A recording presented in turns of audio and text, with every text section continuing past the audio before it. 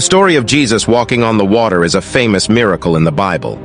After performing a miraculous feeding of 5,000 people with just 5 loaves of bread and 2 fish, Jesus instructed his disciples to get into a boat and go ahead of him to the other side of the Sea of Galilee.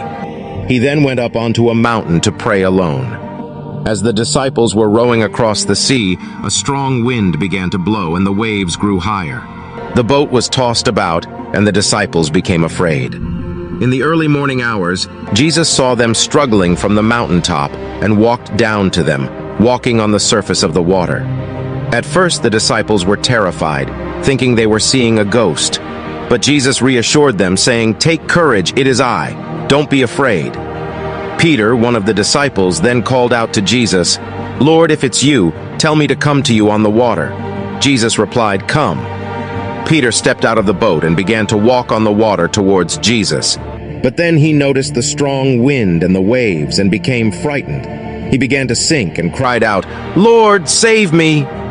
Jesus reached out and caught Peter, saying to him, "You of little faith, why did you doubt?" Then Jesus and Peter climbed into the boat and the wind died down.